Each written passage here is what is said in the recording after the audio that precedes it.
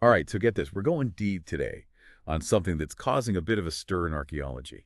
We're talking about Göbekli Tepe, that place in Turkey. It's got these structures that are like way older than Stonehenge. We're talking thousands of years older. But today, we're not just talking about the site itself. No. Oh. Today's deep dive is looking at a whole new interpretation of it. An interpretation that's, well, it's kind of turning things upside down. It's fascinating, really. We're looking at this article, right? It's by the ethical skeptic. They're kind of known for going against the mainstream, and they've really zeroed in on one specific pillar at Göbekli Tepe, Pillar 43. And their take on it, well, let's just say it's causing a bit of a ripple. Okay, hold on. Before we get into all the controversial stuff, can you give us a quick rundown on Göbekli Tepe itself? Just to get everyone on the same page. Sure, sure. So Göbekli Tepe, it's this site, right? And it's got these massive stone pillars. They're P-shaped. And a lot of them, they've got these really intricate carvings of animals on them. But what's really mind-blowing is how old it is. We're talking 10,000 BCE, which means it predates, like, a lot of what we thought we knew about complex construction and maybe even organized religion. We're talking thousands of years earlier than we thought. So it basically throws a wrench into everything we thought we knew about early humans, right? Pretty much. It's like, okay, we thought this is how things developed, but now we've got Göbekli Tepe, and it's like, wait a minute, what's going on here? So where does the ethical skeptic fit into all of this? What are they saying about this Pillar 43? Well, their argument is that Pillar 43 isn't just a random bunch of carvings. They're saying it's actually a star map. And not just any star map, but one that shows the sky, the way it would have looked over Göbekli Tepe way back around 14,600 BCE. They say that there are 9 symbols on this pillar that line up with specific stars and constellations. Like, you can match them up. Hold on. 14,600 BCE. That's even older than Göbekli Tepe itself, isn't it? Yeah, exactly. And that's kind of why everyone's freaking out a little bit, because if they're right, it means that these people way back then, they were like astronomers. They were keeping track of the stars, recording what they saw. And mainstream archaeology, they just don't usually give people from that era that much credit for that kind of knowledge. So they're saying these ancient people were stargazers, basically, like really serious stargazers. That's what they're saying. And there's more. The ethical skeptic points to these things they call fireboxes. They're carved above the circle that represents the celestial North Pole on the pillar, and they think these are actually depictions of the aurora borealis, the northern lights. Wait, really? Wouldn't that be super weird? I thought the northern lights, you can only see them way further north, right? Yeah, you're right. You don't usually see them at the latitude of Göbekli Tepe, which is why their interpretation is so, well, out there. It suggests that something big happened, something that messed with the Earth's magnetic field, like around 14,600 BCE, something strong enough to make the aurora borealis visible that far south. Okay, so what could cause something like that? Well, the ethical skeptic, they think it's connected to something called meltwater pulse 1A. It was this time when the sea level rose really rapidly, and it happened right around the same time, 14,600 BCE. Scientists think it was probably caused by massive ice sheets melting. So their argument is that whatever caused that melting event, that could have also messed with Earth's magnetic field. So we've got a possible star map, signs of something messing with the magnetic field, and this huge global event. Yeah. And they all happened at the same time. Okay, I'm starting to see where this is going. So what does the ethical skeptic think this all means? What's the big takeaway? They think Pillar 43 isn't just a star map. They think it's a warning. A warning from, like, the distant past. A warning about this cataclysmic event, this huge event that changed the world. And they think it's also a guide for future generations to find safety. And that's where they bring in these handbag symbols that are carved on the pillar. Oh yeah, those weird bag-looking things. I've seen them in pictures. What are those supposed to be? Well, the ethical skeptic thinks those handbags are actually supposed to be 3 tepe. It's a Turkish word for hills. They think these hills were hollowed out on purpose to be shelters, to protect people from whatever cataclysm they think is shown on the pillar. Wait, are you saying they think Göbekli Tepe, which is on a hilltop, right, was part of like a whole system of underground bunkers, like to protect people from some kind of global disaster? That's exactly what they're saying. And it gets even more interesting. They found another site not too far from Göbekli Tepe. It's called Karahan Tepe. And it's got a lot of the same features as Göbekli Tepe. So they think that could be the second Tepe that's depicted on Pillar 43. Hold on, are you saying that if they're right, there could be a third site out there? Like a missing piece of this ancient puzzle? That's what the ethical skeptic is suggesting. And that's why people are so excited about this. Because it challenges, like, everything we think we know about prehistory. It suggests there was a civilization way back then that was way more advanced than we thought. They could observe the stars, they could build these huge structures, and maybe they could even plan for disasters that might happen in the future. This is blowing my mind. It raises so many questions. But before we go too far down that road, let's take a step back for a second. How does all of this idea of a warning from the past, how does that fit in with what most archaeologists think about Göbekli Tepe? What are the big disagreements? Well, one of the big issues is the dating. Like we said, the ethical skeptic's interpretation pushes everything way back. It challenges the whole established timeline of human development and their claims about like advanced astronomical knowledge and these cataclysmic events. Mainstream archaeology just doesn't have any evidence to support those ideas. So it's like a fundamental disagreement about what early humans were capable of and when all of this stuff actually happened. Yeah, you could say that. Mainstream archaeology, it tends to be really cautious. They build their understanding gradually based on physical evidence and, established dating methods. It's a slow and steady approach, which makes sense. But it also makes it hard to accept ideas that just like fall outside of that established framework. So the ethical skeptic is basically saying, hey, we need to rethink everything we thought we knew about our ancient past.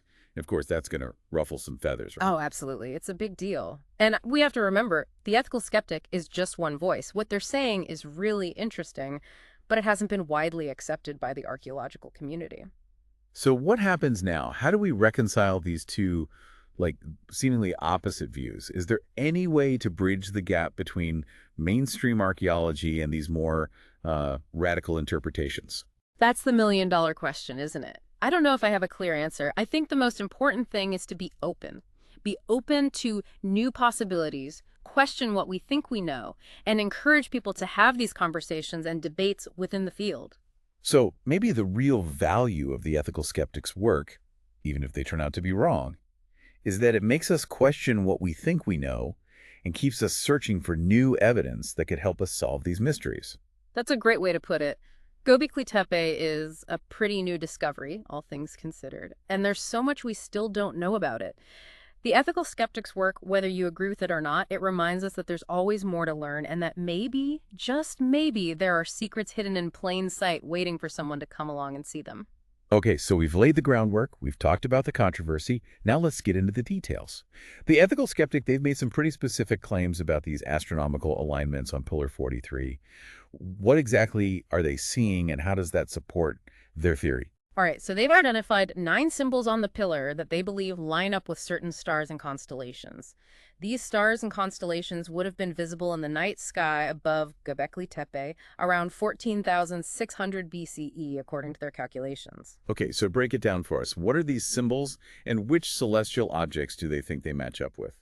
Well, one of the big ones is a bird. The ethical skeptic thinks this represents the constellation Cygnus. It's also called the swan. And then there are other symbols that they think are a scorpion, a snake, a dog, even maybe a frog. They've gone to a lot of trouble to match these symbols to the exact positions of stars as they would have appeared in the sky at that time. Wow, that's some serious dedication. But how can they be sure they're not just seeing things? I mean, couldn't these carvings just be random and just happen to look a bit like certain constellations? That's a fair point, and the ethical skeptic knows that. They've actually calculated the statistical probability of these alignments happening just by chance. And they say it's, like, super unlikely. So they're saying the odds of these symbols randomly matching up with those specific stars are basically zero. Pretty much. And that's one of their strongest arguments. It's not just about what they look like. They've got the math to back it up, to show that it's almost impossible for this to be a coincidence. Okay, let's say, just for the sake of argument, that they're right about this star map. What does it tell us? Why would these people create such a detailed map of the night sky? Well, that's where things get really interesting, and it's where the ethical skeptic's interpretation goes way beyond what most people think. They don't think this star map was just for, like, tracking seasons or figuring out which way to go. They see it as a record of a specific moment in time, like a snapshot of the sky during this cataclysmic event, this huge event that they think shook the world. So they're saying that these people, they saw something amazing in the sky, something so important that they had to record it for like future generations. Mhm. Okay, but if that's true, what was this event? Right. We've talked about the magnetic field disruption and meltwater pulse 1A, but what could have caused those? That's the million-dollar question. And this is where the ethical skeptic starts to get a little more speculative. Their theory is that whatever caused the magnetic field to go haywire and the ice sheets to melt so fast, it was an impact event. An impact event? You mean like an asteroid or a comet hitting Earth? Exactly. They're saying that if something that big hit Earth, it would have had catastrophic effects all over the planet. Earthquakes, tsunamis, climate change, the whole works. And they think the people at Göbekli Tepe, they saw this event happen, and they recorded it on Pillar 43 as a warning and a guide for whoever came after them. Wow, that's a pretty bold claim. Is there any evidence to back up the idea of an impact event happening around that time? That's where things get a bit tricky. There's no, like, smoking gun. No piece of evidence that definitively proves an impact event happened around 14,600 BCE. It's mostly circumstantial evidence.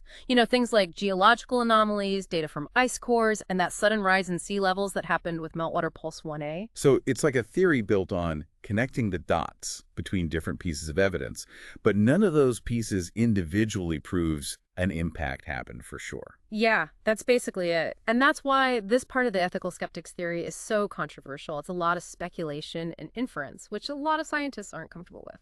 But even if we can't be sure about the impact, the idea that these ancient people were looking at the sky and maybe recording these big events, that's pretty cool in itself. It makes you rethink what you thought you knew about how sophisticated they were and Yeah. what they understood about the world around them. I agree. It's definitely thought-provoking, and it challenges us to rethink our assumptions about the capabilities of our ancestors. Welcome back. Okay, so, we've talked about the ethical skeptics' ideas, but now let's flip the script a bit. Because not everybody's buying what they're selling, right? Especially in the archaeology world. Yeah, I can see why. It's a big claim to make, right? Saying there was this lost civilization and they had all this advanced knowledge and could even predict these massive disasters. So what are the critics saying? Where do they disagree with the ethical skeptic? Well, one of the biggest sticking points is the dating. Like we talked about, the ethical skeptic puts Göbekli Tepe way back in time, like 14,600 BCE. That's way earlier than what most archaeologists accept. Right, and that earlier date is kind of the cornerstone of their whole theory, right? It ties in with that impact event and meltwater pulse 1A they talked about. Exactly. But most archaeologists, they've done a lot of work at Göbekli Tepe. They've done radiocarbon dating, and they've analyzed the layers of the site really carefully. And all that evidence, it points to a construction date closer to 10,000 BCE, which doesn't really fit with the ethical skeptics' timeline. So the mainstream archaeologists are saying, like, look, we've done the research. The evidence just doesn't back up such an early date. That's pretty much it. And without that earlier date, the whole impact event theory and the global cataclysm, it kind of falls apart, doesn't it? Okay, but let's say, for a minute, we ignore the dating issue. There are still other things about the ethical skeptics' interpretation that people have problems with. Well, for sure. Another big one is how they interpret those symbols on Pillar 43. They see a star map, but a lot of archaeologists, they see something more symbolic, more ritualistic, maybe. So instead of a precise record of the stars, maybe those carvings represent something more abstract, like gods or animals that had some spiritual meaning, or even just decoration. Yeah, exactly. And they all knew that interpreting ancient symbols, it's always going to be a bit subjective, right? One person might see a star map, another person might see something totally different. Without more concrete evidence, it's hard to be certain what those carvings really mean. It's fascinating, isn't it? The same piece of evidence can be interpreted in such different ways depending on who's looking at it and what their perspective is. That's archaeology for you, and really any kind of science. We're always trying to figure out the past with only bits and pieces of the story, and what we think those pieces mean. It's always going to be influenced by what we already know, what we believe, and what the accepted ideas are at the time. So this whole debate about Göbekli Tepe, it's kind of a smaller version of a bigger tension within archaeology, right? The Wow. tension between the traditional, cautious approach of most researchers and the more, let's say, adventurous interpretations of those who want to shake things up. That's a great way to put it. And I think that tension is a good thing. It makes us question what we think we know, look for new evidence, and refine our understanding of the past. It keeps us on our toes. So even if most archaeologists don't end up agreeing with the ethical skeptics' specific ideas about Göbekli Tepe, their work is still important because it pushes the boundaries of what we think is possible and makes us ask new questions. Exactly. And who knows, maybe their theories will inspire future research that leads to new discoveries and helps us get a clearer understanding of this incredible site and the people who built it. It's all part of the process, right? You know, what I find really interesting about this whole thing is that it goes beyond just Göbekli Tepe. It makes you think about some really big questions, like what is human history? Where do we fit in the grand scheme of things? And what are we capable of? I know, right? The ethical skeptics' ideas, whether you agree with them or not, they force us to consider the possibility that our ancient ancestors were a lot smarter and more sophisticated than we often give them credit for. It's almost like they're saying we need to rethink the whole story of human progress, that maybe along the way we've lost some knowledge or abilities that our ancestors had. That's a pretty mind-blowing idea, isn't it? It challenges our assumptions about how progress works and opens up the possibility that we could actually learn something from our distant past. Not just about history, but about ourselves and our place in the universe. So even if we don't take everything, the ethical skeptic says at face value, the questions they raise are still really important. They encourage us to look at the past with a fresh perspective, to be open to different interpretations, and to approach these mysteries with a sense of wonder and humility. I couldn't have said it better myself. And that's why sites like Göbekli Tepe are so important. They make us question our assumptions, they fire up our imaginations, and they remind us that there's so much we still don't know about the past and about what humans are truly capable of. This deep dive has really shown how important it is to think critically and keep an open mind when we try to understand the past. We've seen how the same evidence can lead to completely different conclusions depending on how you look at it. That's so true. It's easy to get stuck in one way of thinking, especially when we're dealing with something as complex and mysterious as prehistory. But it's important to remember that our understanding of the past is always changing. What we consider fact today might be completely different tomorrow because of new discoveries or new ways of interpreting the evidence we already have. So how do we make sense of all this? How do we know which interpretations are credible and which ones are just speculation or even misleading? That's the tricky part, isn't it? And there's no easy answer. It takes a good amount of skepticism, a willingness to look at things from different angles, and an understanding of how science works and why evidence is so important. So it's not just about accepting or rejecting a whole theory, but about taking the time to really look at the evidence, think about the arguments, and come to your own conclusions based on what you learn. Exactly. And it's good to remember that even the biggest experts can get things wrong, and sometimes the most amazing discoveries come from people who dare to challenge the accepted ideas and ask questions that nobody else thought to ask. Speaking of amazing discoveries, remember the ethical skeptics' claim about that third site, the missing Tepe. Even if we believe their interpretation of the star map and the purpose of Göbekli Tepe, finding another hidden site seems like a long shot, right? It does, doesn't it? A lot of archaeologists would probably say it's just wishful thinking, that there's no real evidence for it. But can you imagine if they were right? If we found another site, like Göbekli Tepe, think of all the amazing things we could learn. It would be like finding another Rosetta Stone, a key to understanding even more about this ancient civilization. Oh, it would be huge. It would change everything. And it's that feeling of possibility, that excitement of the unknown that keeps archaeologists and historians searching, digging, and pushing the limits of what we know. It's what keeps it all so interesting.